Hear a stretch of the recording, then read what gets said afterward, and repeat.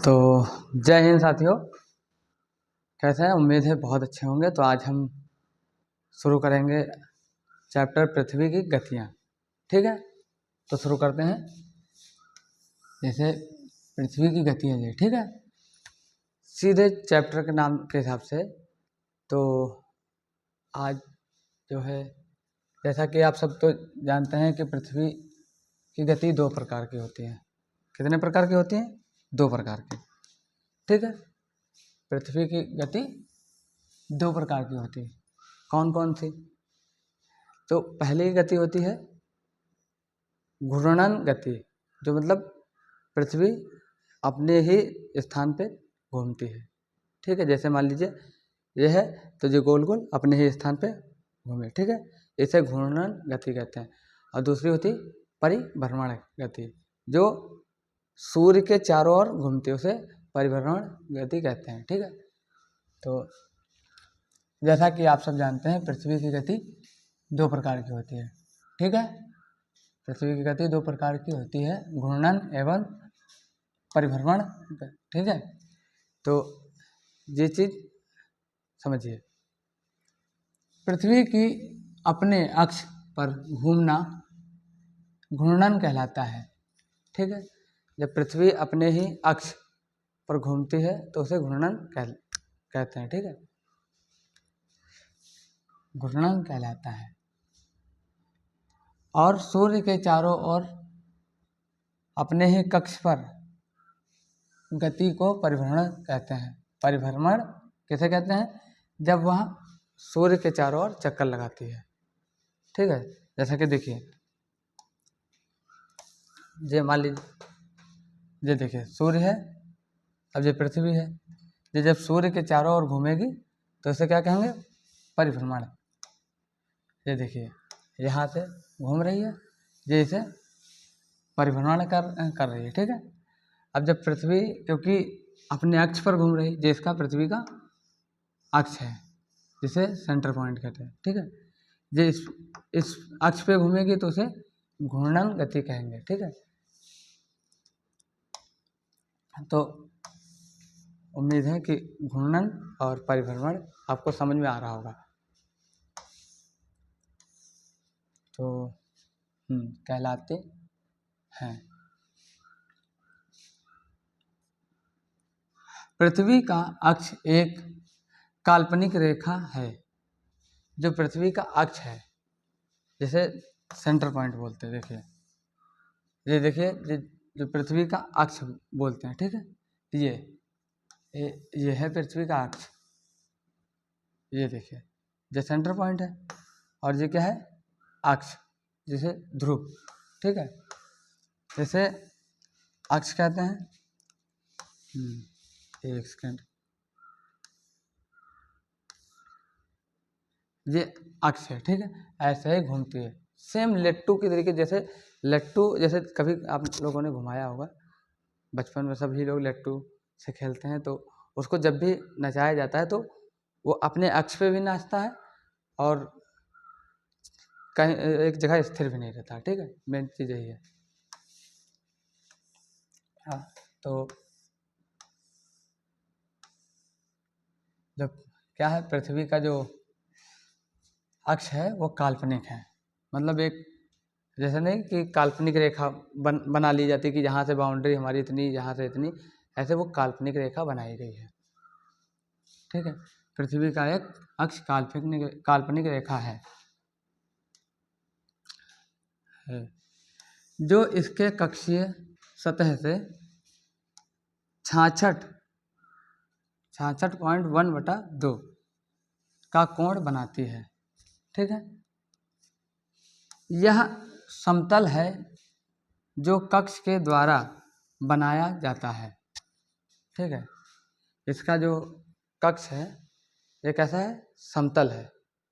ठीक है, चपटा जिसे कहते हैं, है, उसे कक्षीय समतल कहते हैं। पृथ्वी सूर्य से प्रकाश प्राप्त करती है। अब जितने भी सौरमंडल में ग्रह हैं वो सब प्रकाश किससे प्राप्त करते हैं? सूर्य से। ऐसे ही पृथ्वी भी सूर्य से प्रकाश प्राप्त करती है। ठीक। पृथ्वी का आकार गोले के समान है, इसलिए एक समय में सिर्फ इसके आधे भाग पर सूर्य की रोशनी पहुंचती है। ठीक। जो पृथ्वी है वो एक गोले के समान है। जिस प्रकार से आपने गेंद देखी है, गेंद कैसी होती है? गेंद पे जब आप जैसे मान लीजिए छोटी गेंद है, उस पर यदि टार्च मारेंगे तो एक ही भाग में प्रकाश पहुंचेगा। ठीक है। गेंद के समान है, ये देखिए जैसे ये है। ठीक है। अब ये पृथ्वी है, इधर से यदि सूर्य का प्रकाश पड़ेगा तो उसके आधे ही भाग में पहुंचेगा। ठीक है। ये यहाँ से समझ लीजिए।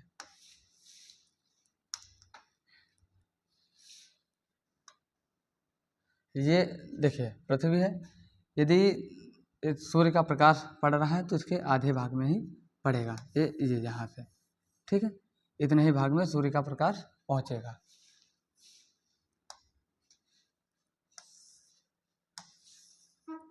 आधे भाग में सूर्य का प्रकाश पहुंचेगा। सूर्य के और वाले भाग में दिन होता है, जबकि दूसरा भाग जो सूर्य से दूर होता है वहाँ रात होता है। ठीक है। जो सूर्य के भाग में जहाँ पे प्रकाश पड़ता है वहाँ दिन होता है, और वहाँ जहाँ प्रकाश नहीं पहुँचता वहाँ रात होती है। ठीक है। ग्लोब पर यह वृत्त जो दिन तथा रात को विभाजित करता है उसे प्रदीप्त वृत्त कहते हैं। ठीक है। जो प्रदीप्त कहते हैं। यह वृत्त अक्ष के साथ नहीं मिलता, जैसा कि देख सकते हैं कि पृथ्वी अपने अक्ष पर एक चक्कर पूरा करने में 24 घंटे लेती है। ठीक है। 24 घंटे लेती है। इसे घूर्णन के समय काल को पृथ्वी दिन कहा जाता है। ठीक है। यह पृथ्वी की दैनिक गति है। जो पृथ्वी अपने ही अक्ष पे घूमती है तो उसे क्या कहते हैं? उससे जो पृथ्वी का दिन होता है जो अपने ही अक्ष पर घूमने से होता है। ठीक है। जब पृथ्वी अपने अक्ष पे घूमती है तो उसे दिन और रात होते हैं। यदि पृथ्वी सूर्य का चक्कर लगाती है तो उससे मौसम बदलते हैं, जैसे ठंडी, गर्मी, बरसात, ये सब जब सूर्य के चारों ओर, ठीक है, घूमने से होता है।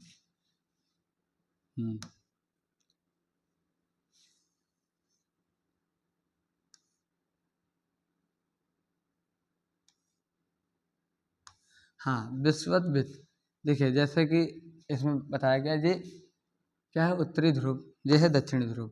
ठीक है। इसमें जो काल्पनिक रेखा बनाई गई, ये यहाँ पे क्या है? समतल है। ठीक है। ये इस जगह पे यहाँ पे समतल है। ठीक है। और ये क्या है? उत्तरी ध्रुव, और ये है दक्षिणी ध्रुव। ठीक है। इसको ये जो यहाँ से सेंटर पॉइंट से देखेंगे तो ये क्या होता है? विषुवत वृत्त। ठीक।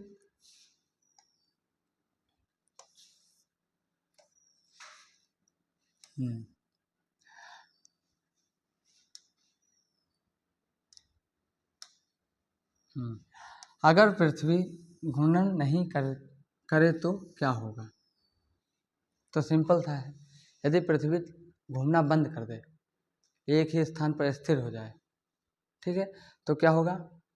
प्रकाश जिस जगह पे ज़्यादा पहुंचेगा तो वहाँ ज़्यादा गर्मी हो जाएगी, और जहाँ प्रकाश नहीं पहुंचेगा वहाँ रात रहेगी, ठंडी ज़्यादा हो जाएगी। ठीक है। इस कारण से क्या होगा? जीवन संभव नहीं होगा, क्योंकि जहाँ पे प्रकाश ज़्यादा पहुंचेगा वहाँ गर्मी ज़्यादा बढ़ जाएगी। इस कारण पेड़ पौधे और जीवन खत्म होने लगेगा। और जहाँ प्रकाश नहीं पहुँचेगा वहाँ प्रकाश ना होने के कारण पेड़ पौधे मर जाएंगे और ठंड ज़्यादा बढ़ जाएगी। ठीक है। सूर्य के तरफ वाले पृथ्वी के भाग में हमेशा दिन, जिसके कारण उस भाग में गर्मी, ठीक है, पड़ेगी। दूसरे भाग में हमेशा अंधेरा रहेगा। सूर्य ठंड, ठीक है, हाँ,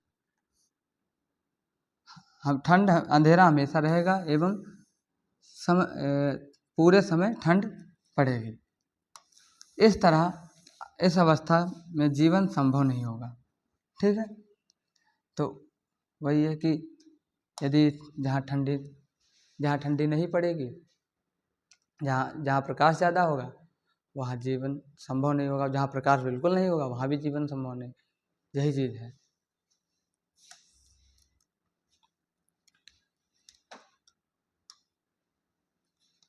पृथ्वी की दूसरी गति जो सूर्य के चारों ओर कक्ष में होती है। ठीक है। जो पृथ्वी की दूसरी गति जो सूर्य के चारों ओर कक्ष में होती है, ठीक है, होती है, परिभ्रमण कहलाता है। जो पृथ्वी की जो दूसरी गति है, जब सूर्य के चारों ओर चक्कर लगाती है तो उसे क्या कहते हैं? परिभ्रमण कहते हैं। ठीक है। परिभ्रमण कहा जाता है। ठीक है।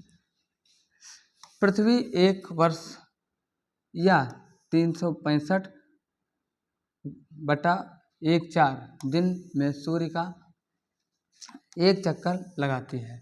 ठीक है। हम लोग एक वर्ष 365 दिन का मानते हैं तथा सुविधा के लिए जो 6 घंटे को इसमें नहीं जोड़ते। ये जो सुविधा के लिए 6 घंटे नहीं जोड़ते, क्योंकि नहीं तो 365 दिन 6 घंटे हो जाएगा।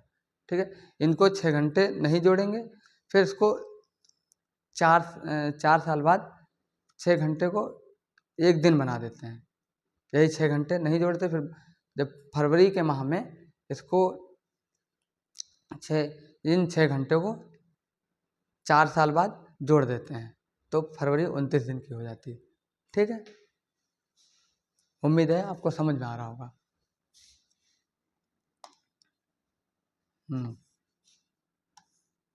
सुविधा के लिए 6 घंटे नहीं जोड़ते।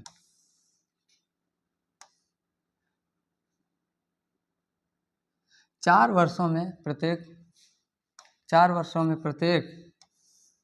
हाँ, 1 मिनट। 4 वर्षों में प्रत्येक वर्ष के बचे हुए 6 घंटे, ठीक है, मिलाकर एक दिन यानी 24 घंटे के बराबर होता है। ठीक है। इसके अतिरिक्त दिन को फरवरी के महीने में जोड़ा जाता है। ठीक है। जो 4 महीने के 6 दिन होते हैं, 4 महीने के 6 घंटे होते हैं। 1 मिनट। हाँ, तो जो 4 महीने के जो 4 साल हम लोग जो 6 घंटे घटाते हैं, ठीक है, इनको फिर हम फरवरी के माह में जोड़ देते हैं, क्योंकि इससे एक दिन बनता है। 6 चौक 24, ठीक है, एक दिन पूरा हो जाएगा। तो इसको फिर इसी से लीप वर्ष बनता है। ठीक है। बराबर होता है। इसके अतिरिक्त दिन को फरवरी के माह में जोड़ा जाता है। ठीक है। इस प्रकार प्रत्येक चौथे वर्ष फरवरी 28 माह के बदले 29 की होती है। ठीक है। ये जो 6 घंटे हम लोग प्रति साल जोड़ के 4 साल बाद जोड़ते हैं, तो फरवरी में जोड़ देते हैं। ठीक है। तभी फरवरी 29 या 28 दिन की होती है। ऐसा वर्ष जिसमें 366 दिन होते हैं उसे लीप वर्ष कहा जाता है। ठीक है। इसी को लीप वर्ष कहते हैं। जब फरवरी 29 की होने लगती है, ठीक है, जब फरवरी 29 की होगी तो क्या होगा, 366 दिन। तो उस वर्ष में उस वर्ष को लीप वर्ष कहा जाता है, ठीक है। तो सामान्यतः एक वर्ष को गर्मी, सर्दी, बसंत एवं शरद ऋतु में बांटा जाता है, ठीक है। ऋतुओं में परिवर्तन सूर्य के चारों ओर पृथ्वी की स्थिति में परिवर्तन के कारण होता है। ये जो ऋतुओं में बदलाव होते हैं, जैसे सर्दी है, गर्मी, बरसात है, बसंत है, शरद है, ये सब जब पृथ्वी सूर्य के चारों ओर घूमती है तो इसके कारण होता है, ठीक है।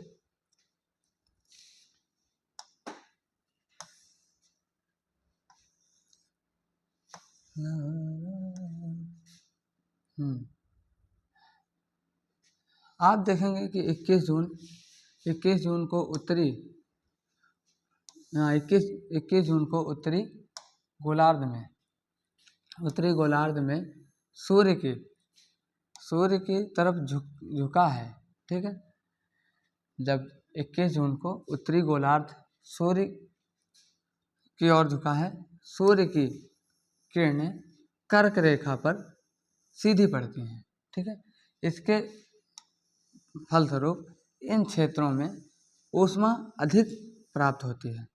ध्रुवों के पास वाले क्षेत्र में कम ऊष्मा प्राप्त होती है, क्योंकि यहाँ सूर्य की किरणें तिरछी पड़ती हैं, ठीक है।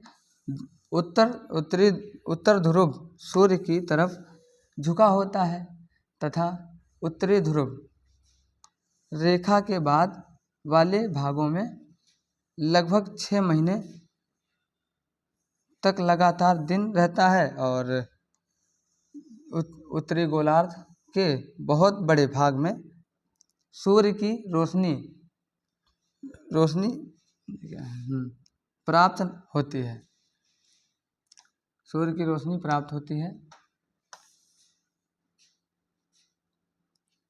6 महीने के दिन रहता है, क्योंकि उत्तरी गोलार्ध में के बहुत बड़े भाग में सूर्य की रोशनी प्राप्त होती है, इसलिए विषुवत के उत्तर भाग में गर्मी का मौसम होता है, ठीक है। 21 जून को इन क्षेत्रों में लंबा दिन तथा सबसे छोटी रातें होती हैं। पृथ्वी की इस अवस्था को उत्तरायण कहते हैं, ठीक है। आप लोग समझ रहे होंगे, उत्तरायण पृथ्वी जब इस अवस्था में रहती है, जब उत्तरी गोलार्ध से दक्षिणी मतलब सेम चीज़ यही है कि जब उत्तरी गोलार्ध में 6 महीने के दिन 6 महीने के रात होते हैं, उत्तरी दक्षिणी गोलार्ध में, तो उत्तरायण कहते हैं, ठीक है। अब देखिए,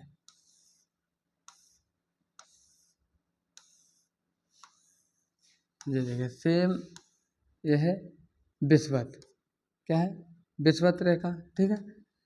अब क्या होता है, ये 21 मार्च, एक मिनट, हाँ, तो ये देखिए क्या है, उत्तरी गोलार्ध, ठीक है, समझते हैं इसको। देखिए ये है उत्तरी गोलार्ध, ठीक है। अब क्या होगा, ये है 21 जून उत्तरी अयांत, तो ये उत्तरी गोलार्ध उत्तरी अयांत, यहाँ पे इस समय क्या होगा, जब 21 जून को 6 महीने के दिन 6 महीने के रात होंगे, तो यहाँ पे गर्मी बहुत ज़्यादा पड़ेगी, ठीक है। इस ऋतु में बहुत ज़्यादा गर्मी पड़ेगी उत्तरी गोलार्ध पे, ठीक है। और इसी प्रकार से जब पृथ्वी का उत्तरी गोलार्ध इस तरफ होगा, सूर्य की तरफ ना झुका हो, तो क्या होगा, दक्षिणी गोलार्ध में ज़्यादा गर्मी पड़ेगी, ठीक है। सेम चीज़ यही है। तो आगे कंटिन्यू करते हैं।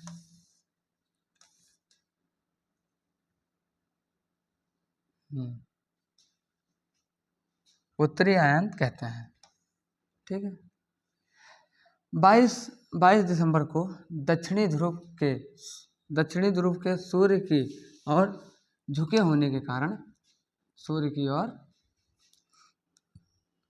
22 दिसंबर को दक्षिणी ध्रुव के सूर्य की ओर झुके होने के कारण मकर रेखा पर सूर्य की किरणें सीधी पड़ती हैं। ठीक है, जब 22 दिसंबर को क्या होता है, जब दक्षिणी गोलार्ध, जो मतलब दक्षिणी गोलार्ध क्या, जो नीचे का साउथ पोल, जब सूर्य की ओर झुका होता है तो मकर रेखा पर सीधी ना होके तिरछी किरणें पड़ती है। ठीक है, एक मिनट आपको दिखाते हैं।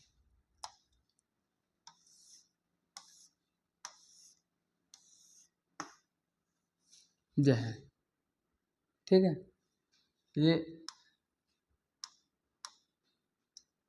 ये है क्या है, ये मकर रेखा है। ठीक है, एक सेकंड, ये है मकर रेखा। ठीक है, ये मकर रेखा, तो यहाँ पे क्या होगा, 22 दिसंबर को सूर्य की किरणें सीधी पड़ेंगी। ठीक है, समझ में आ रहा। और 21 जून को क्या होता है, इस दिशा में उत्तरी गोलार्ध में, ठीक है, इधर सीधी किरणें पड़ेंगी। तो 22 दिसंबर को मकर रेखा पे सीधी पड़ेंगी। ठीक है, और 21 जून को क्या होगा, मकर रेखा पे तिरछी पड़ेंगी। ठीक है, आगे चलते हैं।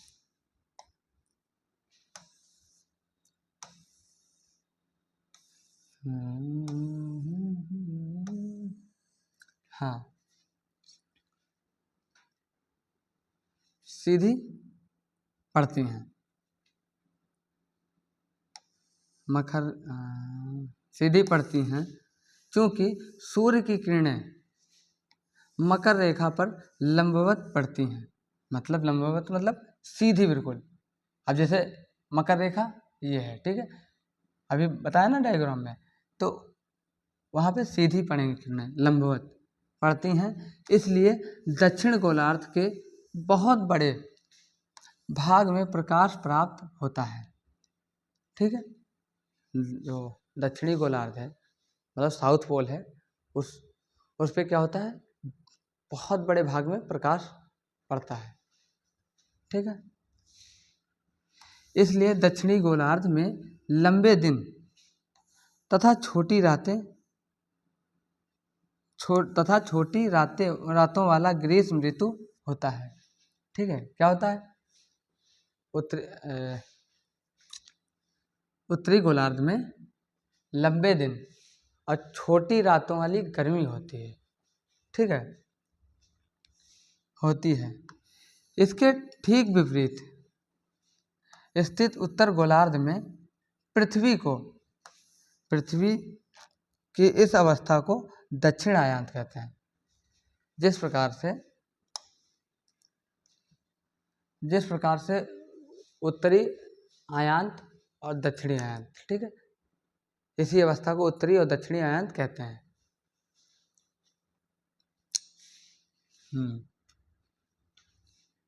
कहा जाता है, क्या आप जानते हैं कि ऑस्ट्रेलिया में ग्रीष्म ऋतु में क्रिसमस का पर्व मनाया जाता है।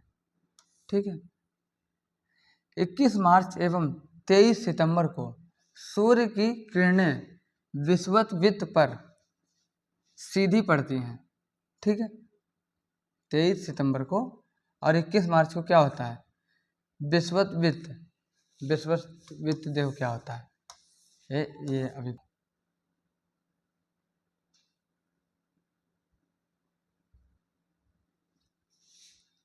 ठीक है, ये है विषुवत, ये देखिए, ठीक है, विषुवत यही है। ठीक है,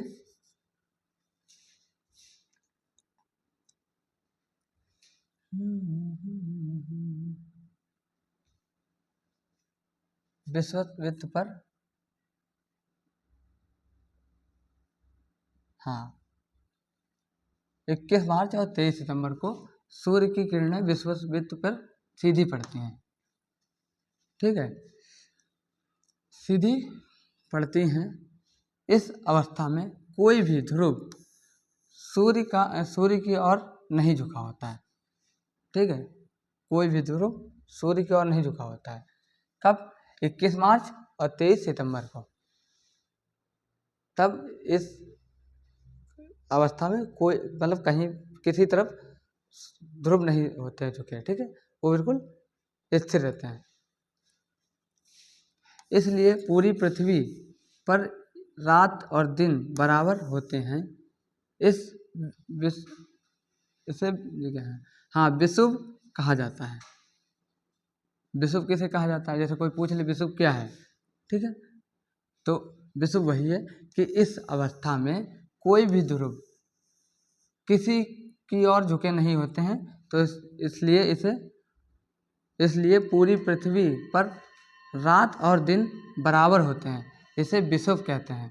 विषुव जब पूरी पृथ्वी पर रात और दिन बराबर हों तो उसे विषुव कहेंगे, ठीक है। 23 सितंबर को उत्तरी गोलार्ध में शरद ऋतु, ठीक है, जबकि दक्षिणी गोलार्ध में बसंत ऋतु होती है, ठीक है। क्या होता है? 23 सितंबर को उत्तरी गोलार्ध जो नॉर्थ पोल है उसमें क्या होगा? शरद ऋतु, ठीक है, और दक्षिणी गोलार्ध में क्या होगा? बसंत ऋतु। हम लोग जितने भी इधर एशियाई इधर भारत है, ठीक है, भारत है, भूटान है, नेपाल है, ये सब किस में आएंगे? बसंत ऋतु, ठीक है। 21 मार्च को स्थित इसके विपरीत होता है, ठीक है। 21 मार्च को क्या होता है? इसके उल्टा होता है।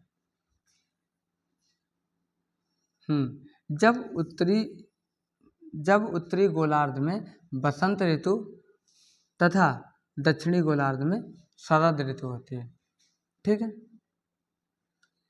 उत्तरी गोलार्ध में बसंत तो दक्षिणी गोलार्ध में शरद होता है, ठीक है।